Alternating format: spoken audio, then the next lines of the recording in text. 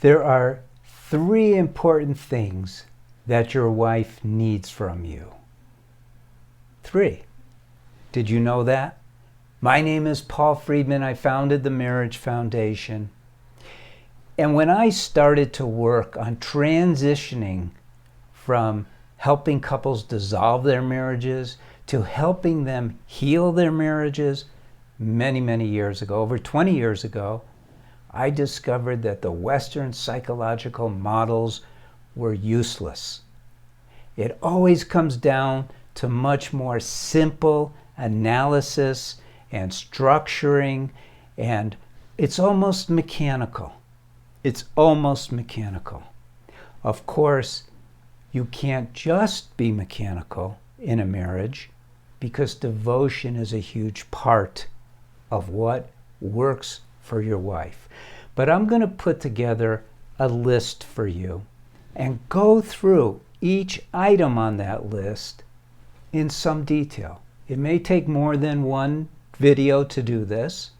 So subscribe to the channel and like this video and remind yourself of it. Leave a comment if you want. So firstly, we're going to talk about number 1. And it's number 1 because it's a derivative of the drive to survive. You need to constantly remind your wife that she is attractive to you. This means basically that you're telling your wife, I love you. You're beautiful. You are the most beautiful woman I've ever seen. Oh my God, I can't believe it. You look great in that outfit. Wow, your hair is perfect. Honey, where did you learn how to do your makeup? On and on and on. I know it's hard. You may think you're being a phony, but let's go back to when you were dating. Now, maybe you were one of these macho guys and you never paid the woman that you were courting a compliment, and she married you anyway. I don't know why, but it's very important. You have to understand, we have minds. We're souls, but we have a mind. Follow this. You have a mind. What influences that mind? More than anything else, until you take control over your mind, you the soul, but more than anything else, is the environment that is closest to the mind, which is the body. These two work together, but not really together. It's more like a mutual struggle, but the body is comprised of individual cells, trillions of them, and we know scientifically, there's no dispute, that each cell is mostly the drive to survive. Isn't it so? We are compelled, we, the mind, is compelled to do everything that it can to survive. For a man, that means being tough, standing up to threats, being the protector, right? For a woman, one of the basic outgrowths of this drive to survive is to nurture her beauty to attract you, who she married to be the protector. Doesn't this make sense? Of course it does. Is it as big as I'm making it? Bigger. Because we are subconsciously being motivated by the drive to survive. We don't know about it. We look at it, and we look at it objectively, and it makes total sense, but we don't have those feelings. It's kind of hidden from us. Similar to our flaws. You know you have flaws. Okay, name your biggest flaw. You can't, because the mind has a mechanical operational system that hides things, including this compulsion coming from the body that tells it has to survive. And in a woman's body, it's not like a man's body. The man's body tells the mind very different things to do.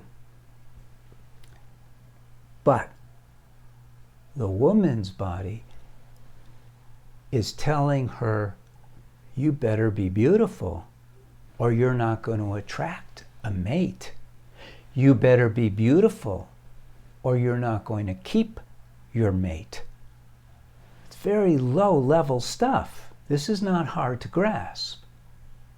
So you bring it up, and what you want to do as a husband is you want to reduce all the tensions in your marriage. All of them. It's like your job is to reduce tensions. Why? Again, it goes back to the drive to survive.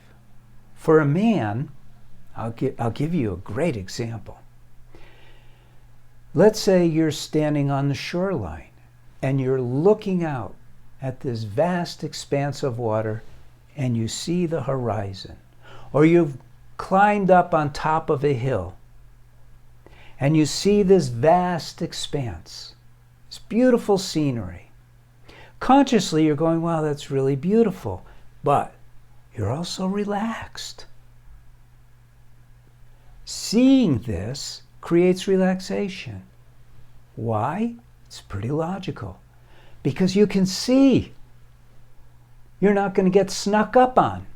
Now, you're not thinking that, but subconsciously, we still have these primitive instincts and defense mechanisms, and that's how deeply inset they are into our minds. So as a man, you're really safe, so you're really relaxed.